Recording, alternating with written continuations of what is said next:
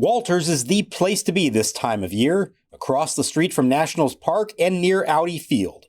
Open daily from 11 a.m. until 2 a.m., and on the weekends, closing time is at 3 a.m. Now the pitch. Swinging a line drive. That's going to be a base hit down the right field line on a slider. Into the corner goes Cruz to dig it out. And this is going to clear the bases. This is going to tie the game. The throw to the plate not in time as Ramirez scores. In front of him, Kwan and Schneemann and Carlos Santana, who delivered that 3-run homer last night to break a scoreless tie, has tied this game with a bases clearing 3-run double into the left field corner. And just like that, it's the Guardians 3 and the Nationals 3. Chafin up to 16 pitches. Delivers in a swing and a line drive. One hop, a base hit left field. Rounding third, Kwan heading for the plate. Here comes the throw, and the tag will not be made. It's not in time and a little offline, and Kwan scores. It is a base hit, RBI for Jose Ramirez, his 17th of the year. And the Guardians continue to pour it on. 8 runs home in the 6th inning. It's now Cleveland 8 and Washington 3. And welcome to Nats Chat, along with MASNsports.com Nationals insider Mark Zuckerman, who was at Nationals Park. Of Al Galdi, host of the Al Galdi podcast. The Nats just played 3 games in a span of less than 24 hours, and the team probably feels like it played about 5 games during that span. Wednesday afternoon, an 8-6 loss to the Cleveland Guardians at Nationals Park to lose 2 out of 3 games in the series. This was a game at which the Nats blew a 3-0 6-inning lead by allowing 8 runs in the top of the 6th.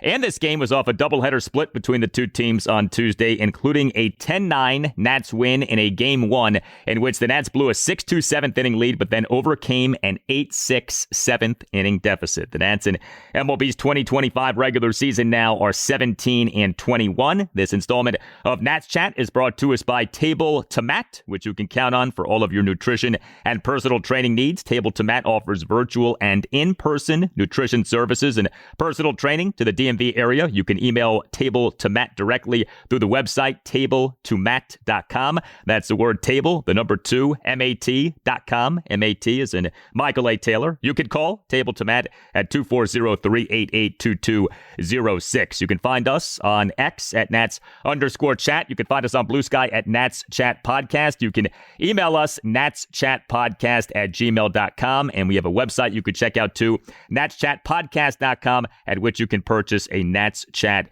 podcast t-shirt. Nats relievers in this series against the Guardians combined to allow 17 runs in 10 and 2/3 innings. Nats relievers on Wednesday afternoon officially allowed 4 runs in 4 innings. The Nats did battle, the offense did produce, but an 8-run 6th for the Guardians was the difference in the game. Mark, this series was played in less than 24 hours, but that top of the 6th felt like it took 24 hours.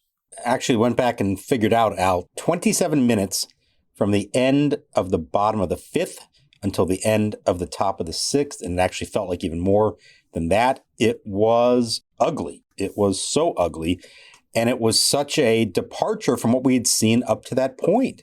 For 5 innings, Michael Soroka looks phenomenal out there in his return from the injured list. And then he comes to the 6th, and he wasn't tired. He was only at 67 pitches. And then he can't get an out. And now you go to the bullpen and you hold your breath and wait to see what happens. And what happened is something that I feel like we've seen happen way too many times already this year. And it's not that the bullpen blew it. It's not that they turned a lead into a deficit. It's that it was an 8-run inning in which nothing could go right for them. That ends up being the only 8 runs they give up all game. And I think as Soroka put it afterwards, you put up 8 zeros as a pitching staff, you think you're probably going to win a game. And no, you didn't. Why? Because you gave up 8 runs in the other inning. And this is just getting to the point. It's almost comical at this point to see these innings spiral out of control the way that they often have. And it was another inning in which you had the death by 1,000 paper cuts, right? Singles and walks and wild pitches and hit by pitches. Like, we have seen these things in abundance from this Nats bullpen this season, and we again saw these things here on Wednesday afternoon. So yeah, Michael Soroka was the Nats starting pitcher in this game. The Nats on Wednesday morning made it official. They announced having returned Soroka from his minor league rehab assignment and having activated him from the 15-day injured list. He had been on that since April 4th, retroactive to April 1st due to a right arm bicep strain. By the way, the corresponding roster move was the Nats optioning reliever Eduardo Salazar to AAA Rochester. Soroka on Wednesday afternoon officially allowed 4 runs in 5 innings, but as was the case with Brad Lord in Game 2 of the doubleheader on Tuesday, the final line really does not do the outing justice. Soroka was good. He gave up 5 hits, which were a double and 4 singles. He issued 2 walks and a hit by pitch, but he recorded 8 strikeouts. He threw a lot of strikes, 78 pitches, 53 strikes versus just 25 balls, and it was such a shame the way his outing ended. He tossed 5 scoreless innings, but he began what ended up being that 8-run 6 for the Guardians by giving up back-to-back singles, then issuing a hit by pitch, and then giving up a bases-loaded 3-run double by Carlos Santana to right field to tie the game at 3. And just like that, this guy's outing was marred. He then gets charged with another run after the bullpen comes into the game. So what had been 5 scoreless innings ends up being 4 runs in 5 innings. Quite the turnaround in terms of what the outing was. This was shaping up to be one of the most encouraging events of the season to date, the way that he pitched. We talked about it the other night. Like, you didn't really know what you were going to get from him. He had a good spring, but his first start of the year when he got hurt wasn't anything to get that excited about. And now he comes back after 3 rehab starts. Who knows what you're going to get? What you got was brilliance for 5 innings out of him. A really deadly fastball slider combo. His changeup was good. He's getting swings and misses. He's locating. He's efficient. 67 pitches through 5 scoreless innings against a good Cleveland lineup. This was everything you could have hoped it would be. And there's no problem putting him back out there for the 6th. He had thrown 90-something pitches in his last rehab start. Fatigue is not a problem there. He comes back out for the 6th, and it's, as you said, death by paper cuts. A couple singles. One of them was on the ground. A hit batter. And then the killer bases clearing 3-run double, and it just changes the entire outlook on the outing. Now, I don't think it should. I think you can take a step back and say there's a lot to like about what he did in this game, and to believe that in the long run, if he can pitch anything close to that, that's going to be a huge addition for them to their rotation. But man, it's like you can't have anything good around here right now, because what looked like one of the best outings of the year by a member of the rotation turns into something as ugly as it was by the end of the 6th inning. By the way, Carlos Santana, age 39 season, still getting the job done. How about that guy? Smooth, to use a Carlos Santana term there. It's remarkable. And they went into this with a game plan. They felt like they knew what they needed to do against him and made 2 big mistakes. One on Tuesday in the doubleheader, and then this one, it was a curveball that they're trying to keep away, and he ends up putting it up in the zone, and it was right in his wheelhouse, and he hammered it. And Soroka said that's the one and only pitch he really wishes he could have back. I think in the 6th inning, the only pitch I really, really want back is that one to Santana.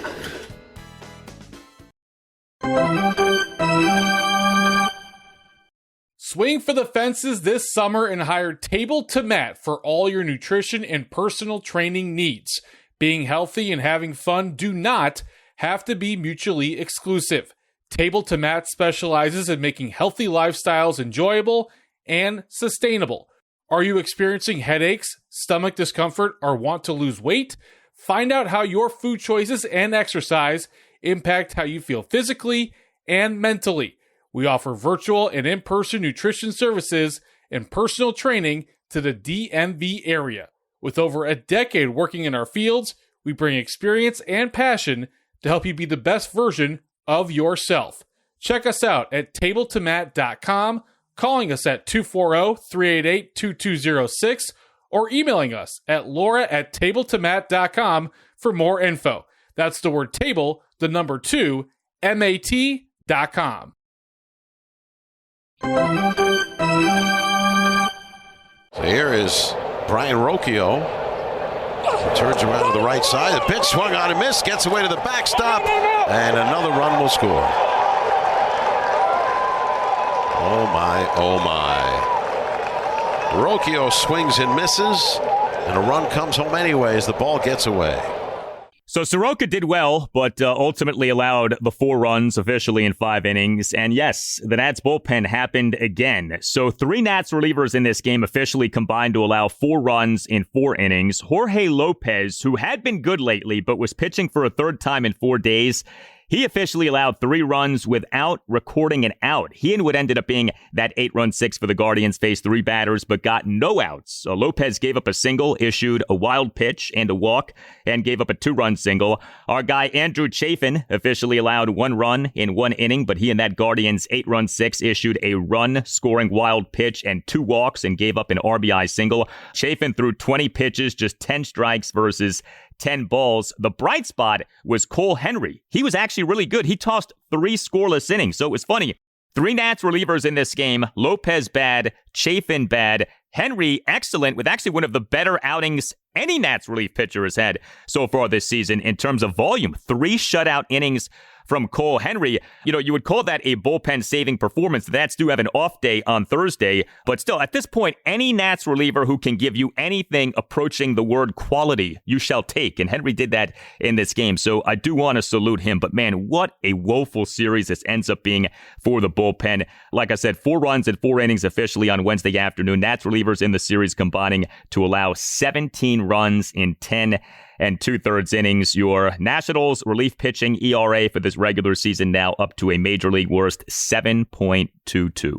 It's just the lack of consistency that is maddening because, as we just said, they had like 5 straight days where everything looked good. Lopez had looked good for 5 straight scoreless appearances. You thought, okay, he's turned a corner, and then kaboom, it just all blows up on them again. And I don't know what the answer is. I don't think the Nationals know what the answer is.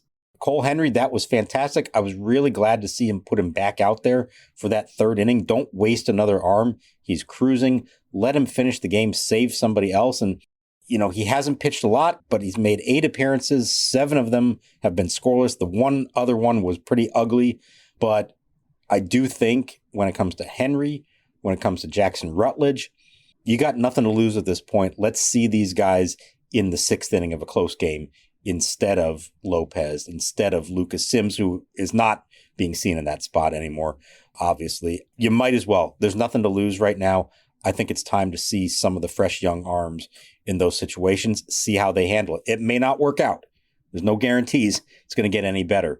But to keep repeating the same mistakes with the same guys, that doesn't sit well with, I don't think, with anyone at this point. You don't have much to lose. And, you know, it stands out. Jorge Lopez had been doing so well, and then he's pitching for a 3rd time in 4 days. And it's not just that he doesn't do well, it's that he's horrible, you know, and that's kind of what Jorge Lopez is. He can be good, but he also can be not so good. That's the nature of so many of these relievers. You know, like in a lot of ways, that's why these guys are relievers. They are inconsistent. They're flawed pitchers. That's why they're not starting pitchers. They end up pitching out of bullpens. And, you know, you just see the Jekyll and Hyde nature of this thing where a guy like Lopez can give you 5 consecutive scoreless outings and you feel like he's on the uptick and maybe things are getting better. And then he comes into this game in, yes, a tight spot, but a manageable spot.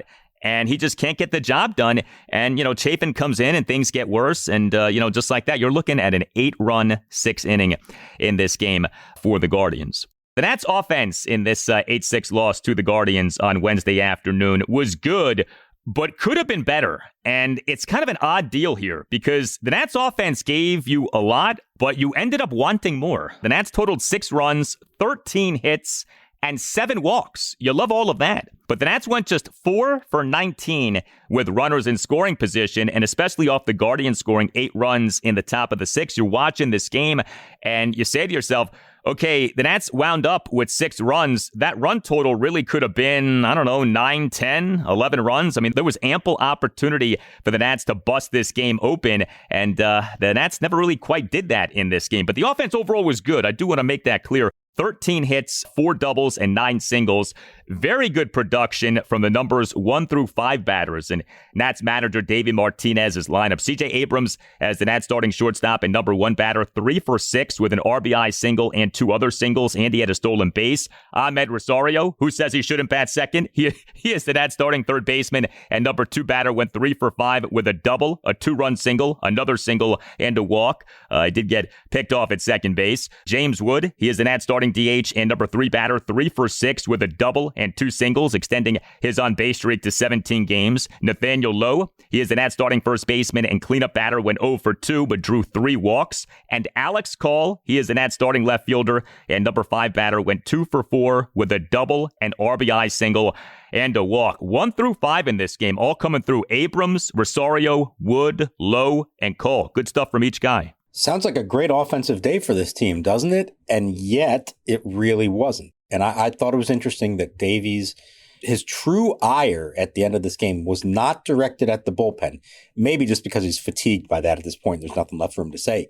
It was directed at the lineup that went, as you said, 4 for 19 with runners in scoring position. There were countless opportunities to extend their lead when it was still 3-0 and even to pull off the comeback at the end of the game when they trailed. And I think that bothered him more than anything. He kept saying, we need to win the middle innings. And that doesn't just apply to the pitching staff, that also applies to the lineup. But it's the middle innings, the 4, 5, 6 innings where we have a chance to put a team away. We got to work good at bats and put a team away. We got a chance to score runs. We got to stay in the middle of the field. We got to take our walks. That's who we are. When you have the opportunity with an opposing starter who's on the ropes to take him down and turn a good day into a great day at the plate, you got to make the most of that. And he felt like they did not do that. And I think that's fair when you look at how many opportunities in the 5th inning, the 6th inning, even the 7th inning when they did finally score some runs. They could have had a lot more and changed the whole narrative of this game. And we're not talking about just another bullpen meltdown, but we're talking about a big-time offensive performance that made the bullpen's outing moot in the end. This is where they are right now. I'm not saying this is where you want to be, but sometimes the best defense is a better offense. And I think that's where they're thinking right now they need to be. Yeah, and I get it, but 6 runs should be enough to win. And, Davey Martinez, during his postgame comments to you guys, at one point actually said, and this is a direct quote, I made sure to transcribe this exactly, "Our bullpen's struggling right now a little bit," end quote. The bullpen comes in, the bullpen's struggling right now a little bit. "Our bullpen's struggling right now a little bit," end quote. That is the understatement of the century from Davey Martinez, him saying that. And I don't think that he was saying that to be funny. Him focusing so much on the offense, I don't know if, like you said, he's just fatigued regarding talking about the bullpen. I don't know if he's trying to take a bullet for the bullpen, knowing that everyone is hammering it right now like a piñata. But the bullpen is the thing. You score 6 runs, okay? You draw 7 walks. You have 13 hits. That is a good day for the offense. Even if it could have done more and could have been better, I'm sorry, man. This was a pitching staff loss and really another bullpen loss, although, Soroka did play a role in that. It reminds me of this, and you'll appreciate this as a Phoenix Suns fan. In 1993, Charles Barkley won NBA MVP. And people at the time, and people especially now, look back on that and say, look, Barkley was a great player, but he really wasn't the MVP of the 1993 season. What happened was that there was Michael Jordan fatigue, and just people got tired of voting Jordan MVP every year. And so it was like, okay, let's give someone else a shot. And so your guy Barkley won the MVP. And I feel like that's what this is with this offense. It's like, we're tired of blaming the bullpen. We're tired of talking about the bullpen. Everyone's doing it. And so let's harp on 4 for 19 with runners in scoring position, which, yes, was not good. And yes, the offense could have been better. But I heard Davey talk the way he talked after this game, and I'm kind of like, okay, we get the point. But I thought he focused a little too much on the offense. There's this thing called the bullpen, which just had a horrible series, and you're glossing over that, and you're saying again, and I quote, "Our bullpen's struggling right now a little bit," end quote. I got a kick out of that. Well, first of all, I will not stand for this Charles Barkley MVP erasure. That 92-93 Suns team is one of my all-time favorite teams in any sport. I lived and died with that team as a 16-year-old growing up in Phoenix. But enough about that. I get what you're saying, absolutely. And I think when he says a line like that, and I kind of inside was smirking myself as he said, struggling a little bit, that's trying to downplay it for their benefit. He's trying to boost their spirits, I guess, in some way, or trying not to make such a big deal out of something that everybody knows is, of course, a big deal, in the hopes that maybe psychologically they can all get through this and come out for the better at the end of it all. I don't know if it's possible at this point or not. Of course, they lost this game because of the bullpen. They lost the game the other day.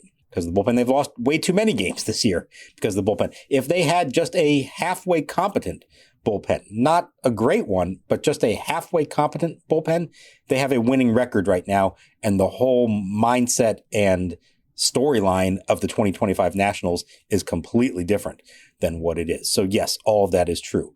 I don't, however, think it's wrong to point out some other flaws. And we know that this lineup has potential to do big things, but consistently night in and night out, it doesn't. And so here was a chance for a really big night or big day for them against Cleveland, and they squandered those opportunities. And so, yes, they scored enough runs to win the game. They did enough offensively to win the game. But sometimes you need one part of your team to go above and beyond to account for the flaws on another part of the team. And I think that's what he's saying. And I think even before we ever got to the bullpen in the sixth inning, I was already thinking it to myself, boy, they've missed some opportunities here. There was a chance to be way out in front and provide a little relief for the relief corps, and they didn't do it.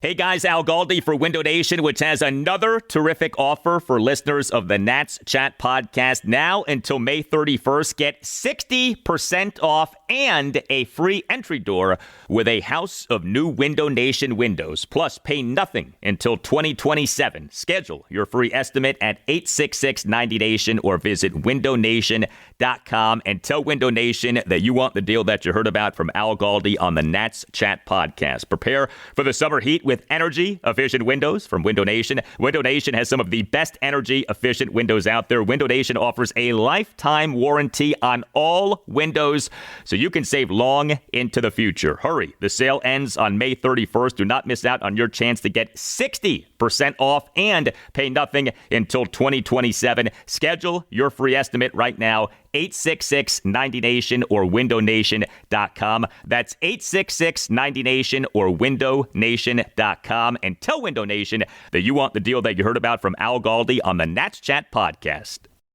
Life as a small business owner, everything is your problem and there aren't enough hours in the day. That's where LinkedIn Jobs, and by proxy Nats Chat, are here to help. For those crucial hires that you absolutely can't whiff on, turn to LinkedIn Jobs. Simply post your job and LinkedIn will take it from there, making sure it gets in front of the properly qualified candidates who are searching themselves. Find out why more than 2.5 million small business owners have turned to LinkedIn Jobs to grow their staff. Post your job for free at linkedin.com/natschat. That's linkedin.com/natschat to post your jobs for free. LinkedIn.com/NATSCHAT. Terms and conditions apply.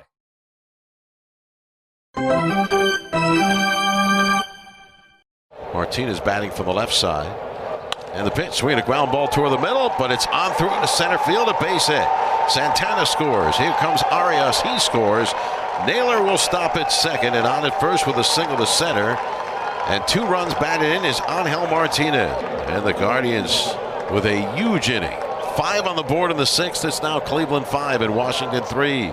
We're approaching being about a quarter of the way into the regular season. The Nationals president of baseball operations and general manager Mike Rizzo has not done any kind of extended on-the-record session with you guys since the regular season started. This has become a trend in recent years. Mike Rizzo not speaking to you guys with any kind of frequency. Whenever Mike Rizzo does speak to you guys for the first time on the record in an extended session during this regular season, what do you think is worth asking him about this bullpen? Is there something worth asking him about this bullpen? I mean, you're not going to be rude about it and say, Mike, what were you thinking signing X, Y, and Z? I understand that. But this really has become maybe the number one item in terms of this season, this team winning this season. This bullpen, which is really bad. If it was just a bit better, we might be looking at a very different circumstance in terms of the overall record. What do you think is most top of mind when it comes to questioning the head of baseball operations of this team regarding this bullpen? Well, I think it's probably some version of a question about the manner in which they waited to the last minute to make most of their moves. They could have signed relievers in the actual offseason, not waiting until spring training, and it probably wouldn't have cost that much more. I mean, there were affordable relievers to be had in the middle of the winter. I don't think that they would have gone out and spent a fortune or done anything differently in that regard. But I think there's probably a fair question to ask of, in hindsight, do you wish you had done more to address the bullpen earlier in the offseason and not waited until spring training to piece together what was still available at that point? I think we know it was going to be a bullpen on the budget regardless of that. But I think there's that. And maybe just another question would be not having more fallback options if and when something didn't go right, because they were counting on a few of these guys to be effective for them. And as soon as it became obvious that they weren't, as we've been discussing, like, there isn't anybody at AAA to call up to replace them. And that's a failure on internally in terms of developing your own guys, but also maybe externally and not signing more guys with some experience to minor league deals and getting them to go to AAA so that you have somebody else who can be called up when things go bad. You understand that not every move you make is going to work out. That's on good teams, bad teams, good seasons, bad seasons. But you hope that you've amassed enough depth to be able to account for things when they don't go well. And right now, they have clearly not done that. They had to go outside to go sign Chafin, and there's nobody else waiting in the wings there at AAA to try to save the day. They're left instead counting on two things. They're counting on struggling veterans to figure it out, and then they're counting on a couple guys to come back from injury like Derek Law and maybe Orlando Rebalta, Mason Thompson. And I don't think any of those are happening anytime soon.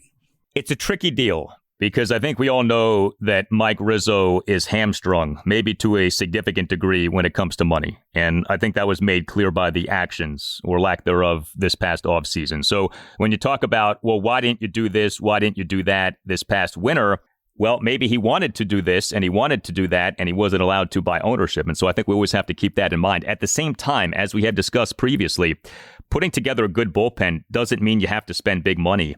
And there's also this track record that Mike Rizzo has of struggling to put together bullpens. So I think it's naive. I think you're being too charitable if you just write this off as, well, those gosh darn learners, they won't let Mike Rizzo do as he wants to do. I don't think it's as simple as that. This team has had a hard time putting together quality bullpens for years now.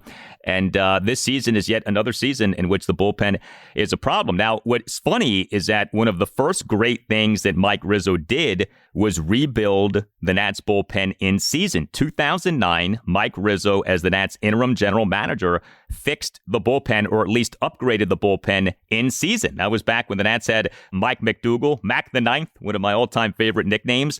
And that was one of the things that really won people over to Mike Rizzo of, wow, this guy really helped to make the bullpen better in season. And so you'd love to see some of that magic worked here this season. But of course, doing that might require making a trade or two, and that might require adding to payroll. And is Mike Rizzo going to be allowed to do that? And that's going to be awfully interesting to see. And as well as that, maybe giving up prospects in exchange for somebody with some kind of track record pitching in the big leagues. So yeah, there are complicating factors there to be sure. But you have to, in that job, again, in good seasons and bad, you have to be nimble enough to be able to make adjustments along the way.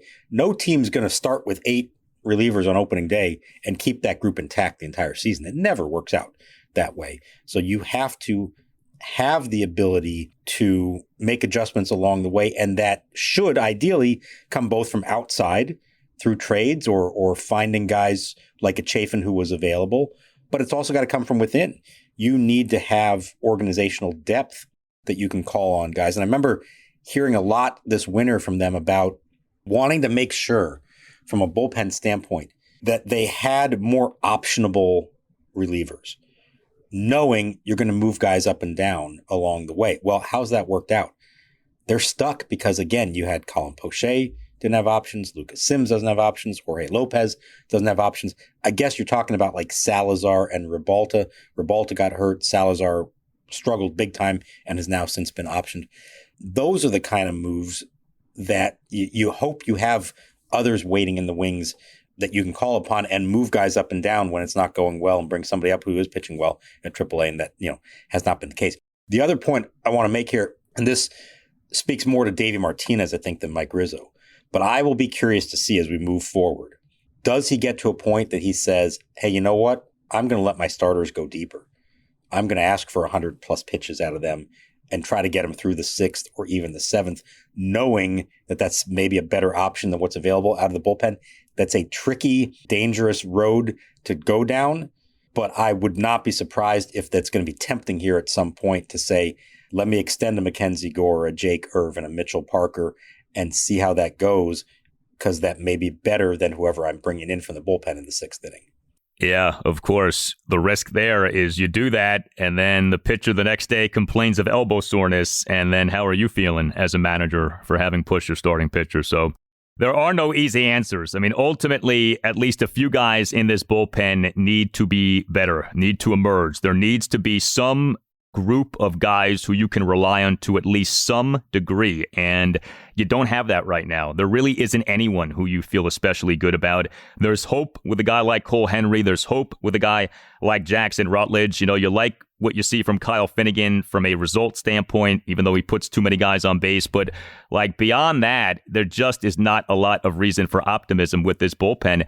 And, barring guys turning things around, it feels like if this thing does get better, it's going to come from someone who's not on the team right now, someone who's not at the major league level right now, and maybe, you're able to get some quality relief pitching that way.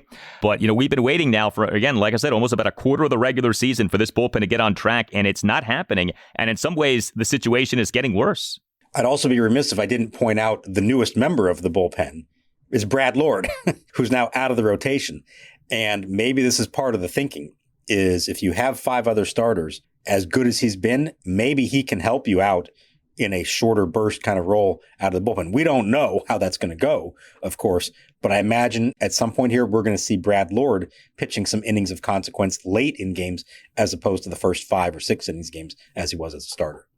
Well, no game for the Nats on Thursday. Next up for them is a 3-game series against the St. Louis Cardinals at Nationals Park. Game 1 Friday evening at 6:45. Mitchell Parker will be the Nats starting pitcher. The Cardinals starting pitcher will be ex-Nat Erick Fedde. So a very interesting pitching matchup on Friday evening. A, because Parker has really been in a bad way over his last 2 starts. And B, our old pal Erick Fedde back at Nationals Park. Yeah, we've seen him several times in spring training because the Nats and Cardinals train nearby and they face each other a lot. Well, and then we saw him last year in Chicago with the White Sox, but he has not come back to Nats Park, I don't believe, as a member of a visiting team. And the Cardinals kind of took a chance trading for him last year at the deadline. He was solid. So far this year, not as great, 4.78 ERA through his first 7 starts.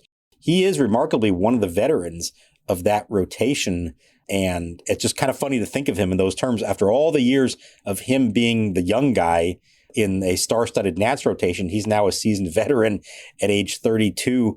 He did very well against the Nats last season when he was pitching for the White Sox. He was in a much better place at that point personally. Right now, not as well. And I'll be interested to see how that goes against a lineup that we have to admit is getting a lot better than we've seen over the last couple of years. We have a shout out to deliver. If you would like to deliver a shout out to someone who listens to this podcast, email Tim Shovers, the email address natschatpodcast@gmail.com. Denson, Logan, Brooke, and Dwayne want to wish Nats fanatic and all-star retiree Kurt Waters a happy birthday. After 30-plus years working for FCPS and enlightening thousands of students, Kurt recently retired and is living his best life, traveling the world and fulfilling his bucket list, which includes recent visits to Iceland, Thailand, and Nova Scotia. Yet he still finds time to listen to Nats Chat each morning to keep tabs on his favorite team. Kurt, we hope you enjoy your cruise and look forward to hearing about your travels soon. You are a great friend and an inspiration to us all. Happy birthday, Kurt. And we echo that. Happy birthday, Kurt. And happy travels wherever you may be, man. Iceland, Thailand, Nova Scotia. Still listening to Nats Chat no matter where he is. I would love to go to any of those places. In fact, I have an idea of going to Iceland next summer for my 50th birthday because it coincides with a solar eclipse. But that's another story. We'll get to that someday. Kurt, I hope you've enjoyed all the travel, and congrats. As a son of retired teachers, I very much appreciate the work that public school teachers put in for so many years. True heroes in our society. Thank you for everything you did in my home of Fairfax County now, and hope you are enjoying retirement and all the travel involved in that. Absolutely. Happy birthday, Kurt. This installment of Nats Chat brought to us by Table to Mat, which you can count on for all of your nutrition and personal training needs. Table to Mat offers virtual and in-person nutrition services and personal training to the DMV area. You can email Table to Mat directly through the website tabletomat.com. You can call Table to Mat 240-388-2206, and that website is mat.com. All Nationals radio highlights on Nats Chat are courtesy of 106.7 The Fan. For Mark Zuckerman, I'm Al Galdi. We thank you for listening, and we'll talk to you next time on the Nats Chat podcast. The 0-2. Swing and a miss. He struck him out with a curveball. 6 shutout innings for Erick Fedde. That's his 4th strikeout, and he's retired 10 in a row.